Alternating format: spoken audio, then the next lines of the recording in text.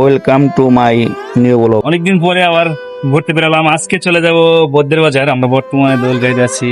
দোলগাইতে আমার সাথে ইমন আছে, আর পিছে আরো দুজন লোক আছে। আমরা বর্তমানে গাড়িতে যাচ্ছি, গাড়ি যাচ্ছে মোড়াপাড়া থেকে আবার আলাদা গাড়িতে করে যেতে হবে বদ্রের বাজার। অবশেষে আমরা চলে আসলাম বদ্রের বাজার। এই যে ইমন, সাইদুল, সোহেল, আসান। তোমার চোখে এখনো ঘুম নেই? এই যে দেখেন গাইস, ভিউ, ওয়াও।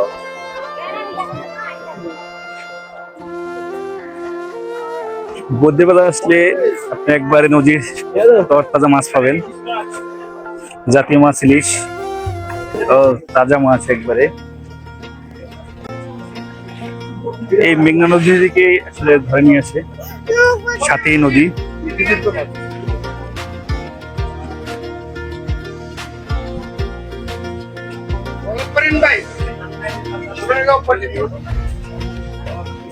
একবারে ঘাটের সামনেই পাবেন সোনারগাঁও পটেটো, সেই ভাইরাল। আমরা ঘাটের দিকে এগোচ্ছি, এই সিঁড়ি দিয়ে ঘাটে যেতে হয়। এটা অসাধারণ, প্রচুর বাতাস। এই জায়গা থেকে আপনি নৌকা নিয়ে যেতে পারবেন।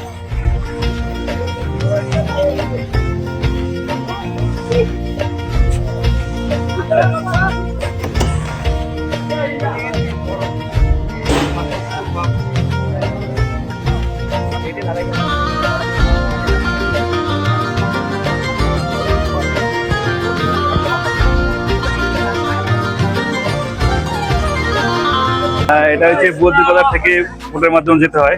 আমরা এখন বোটের মাধ্যমে ওপার যাবো। ওই দেখা যায় যে ওই জায়গায় আমরা একবার উপরে বসবো, উপরে বসতারা ভিতরে বসতো।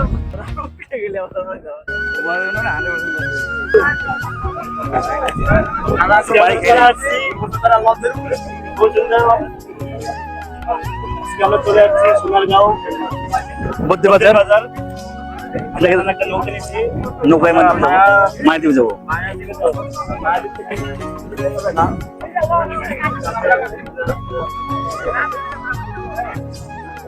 কত লোক গাইস, প্রচুর লোক যায় এবার থেকে ওবার ঘুরতে, এবং অনেকে বাড়িঘরও আছে ওপারে। আমরা আজকে আসলে ঘোরার জন্য আসছি সবাই একত্রে। আমাদের সাথে সোহেল আছে। সোহেল, কি নিয়েছো হাতে?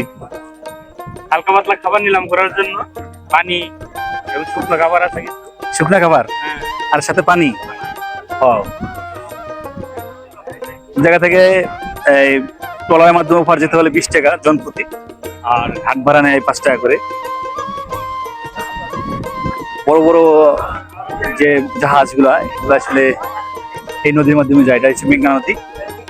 নদীর জলটা অনেক একবারে ক্লিন, অসাধারণ পরিবেশ। নদী কি আজকে অনেক আছে ঘোরার জায়গা মতো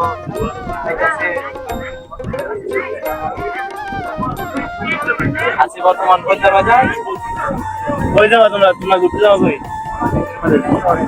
এখন যাচ্ছি আমরা বদ্রের বাজার। এসে লঞ্চ নিয়েছি, লঞ্চ নিয়ে আমরা ঘুরতে যাচ্ছি। হলো সামনে লঞ্চ নাই, এই জায়গায় তো নৌকা বলে যাকে, নৌকা। হ্যাঁ, আমাদের গ্রামের ভাষায় বলে নৌকা। আমরা এখন যাচ্ছি হলো বদ্রের বাজারে, মায়াদ্বীপে যাচ্ছি। মায়াদ্বীপ এখানে বলে ভাইরাল জায়গা, অনেক কিছু দেখার আছে, সেই জন্য আমরা রওনা দিলাম। হ্যাঁ, ওই যে সাথে সাইদুলের দেখবো ওখানে কি আছে, বলে মায়া, খালি মায়া মায়া দেখা যায়। অনেক সৌন্দর্য জায়গাটা, আসবেন করতে সবাই। থ্যাংক ইউ গাইস, সবাই আমাদের সাথে থাকেন, ঠিক আছে? জেলেরা মাছ ধরে নদীতে জাল ফেলে, এই নদীতেই পাওয়া যায় ইলিশ, এবং এই ইলিশই নারায়ণগঞ্জের মানুষ বা আমরা তাজা ইলিশ পাই এই মেঘনা নদী থেকে। দূর থেকে যে বড় বড় বিল্ডিংগুলো দেখা যাচ্ছে, এর পাশ দিয়ে আমরা যাচ্ছি। নদীটা অনেক উত্তল, যার কারণে অনেক দূরে থেকে visit হয়